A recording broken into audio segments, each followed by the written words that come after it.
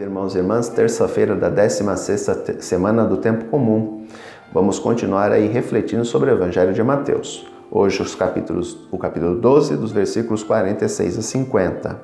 Naquele tempo, enquanto Jesus estava falando às multidões, sua mãe e seus irmãos ficaram ao lado de fora, procurando falar com Jesus. Alguém disse a Jesus: "Olha, tua mãe e teus irmãos estão aí fora e querem falar contigo." Jesus perguntou àquele que tinha falado: "Quem é minha mãe e quem são os meus irmãos?" E estendendo a mão para os discípulos, disse Jesus: "Eis aqui minha mãe e meus irmãos, pois todo aquele que faz a vontade do meu Pai que está nos céus, este é meu irmão, minha irmã e minha mãe." Essa reflexão desse texto, nós refletimos sobre uma outra versão, de um outro evangelho, alguns dias atrás. E eu refletia com vocês que Jesus, ele deu uma conotação de família muito maior do que a família nuclear que estamos acostumados. Todos os filhos de Deus formam a família de Deus. Quando Jesus morre na cruz, ele cria a grande família de Deus, onde todos nós somos filhos de Deus, irmãos de Jesus e filhos de Maria. Mulher, eis aí o teu filho. Filho, eis aí a tua mãe. E desde aquele momento, aquele discípulo que representava toda a humanidade levou a mãe de Jesus para casa. Aqui dá um dos indícios de que Maria não tinha outros filhos. Porque se Maria tivesse outros filhos, ela iria habitar com esses outros filhos. Ok? Então Maria não tinha outros filhos. Quem são os irmãos de Jesus? São os parentes próximos. Na cultura hebraica, aquele que é parente é irmão.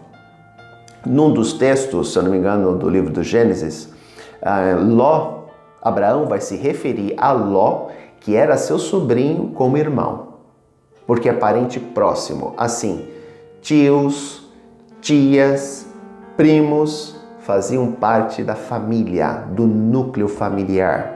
Para nós, Ocidente, a família é composta por pai, mãe e filhos, núcleo familiar. O restante, primos, primas, tios, tias, avô, avós, se tornam parentes. Se for falar de uma família no contexto amplo, tudo bem, mas o certo seria ser visto como parentes, porque o núcleo familiar é composto de pai, mãe e filhos. Quando isso ocorre. Hoje nós temos uma característica de família, onde às vezes só tem a mãe e os filhos, ou só tem o pai e os filhos. Portanto, diante da sociedade que está vivendo hoje, há outras formas.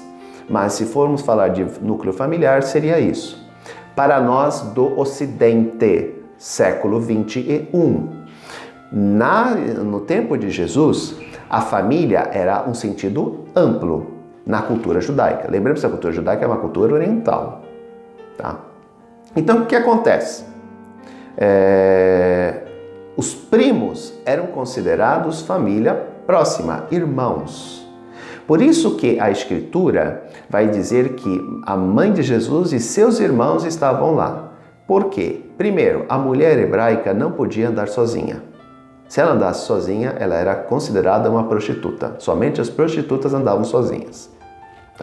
Uma mulher que aos olhos da sociedade era uma mulher honrada, ela jamais poderia andar sozinha. Ela deveria primeiro ser acompanhada por um homem, parente próximo, sobrinho, filho, esposo ou irmão, alguém próximo. Se não fosse possível isso, acompanhado de outra mulher pelo menos. Portanto, esses parentes de Jesus, esses irmãos de Jesus, nada mais são do que primos, provavelmente de Jesus.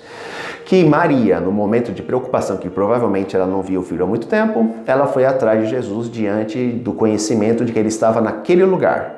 Então ela sabia que ele estava naquele momento, naquele lugar, então ela foi ver o filho. Como ela não poderia andar desacompanhada, ela deve ter chamado os seus sobrinhos e foi junto com eles. Explicando o texto. Segunda conotação, como eu falei, Jesus amplia o sentido de família. A grande família de Deus, que será inaugurada com a nova Constituição mediante o sacrifício dele na cruz, ganha uma dimensão muito maior. Os seus discípulos, aqueles que andavam junto com ele, se tornam sua família também. Portanto, a dimensão familiar, a igreja como um todo, onde todos nós somos irmãos, ela ganha uma dimensão aqui. A família de Deus não se restringe mais à família nuclear, aos parentes de sangue. Não, a família de Deus são todos aqueles que foram remidos pelo sangue de Cristo. Os discípulos e todos os outros que iriam se tornar cristãos, discípulos de Jesus, entram para a grande família de Deus. Portanto, nós fazemos parte dessa família de Deus. Nós não somos irmãos de sangue de Jesus. Sangue no sentido parente. Apesar que se olhássemos, somos irmãos de sangue pelo sacrifício da cruz. Mas aqui eu digo consanguinidade, ou seja, parentes de sangue mesmo. Não somos, mas somos parentes de Jesus no sentido de que somos membros da grande família de Deus. Todos nós fomos remidos no sangue de Jesus. Todos nós temos como Pai o nosso grande Deus, o nosso grande Pai, Criador do universo e Criador de todos nós. Nós temos a nossa mãe, Maria. Nós temos os nossos irmãos mais velhos, os santos, que nos precederam na grande família de Deus. E nós temos o nosso grande Salvador, Jesus, o nosso irmão mais velho. Portanto, é uma grande felicidade para nós compreender essa dimensão. Jesus pega a família restrita aos laços de sangue e amplia para a grande família de Deus, onde eu e cada um de vocês é membro permanente dessa família. Um grande abraço e até amanhã, se Deus quiser.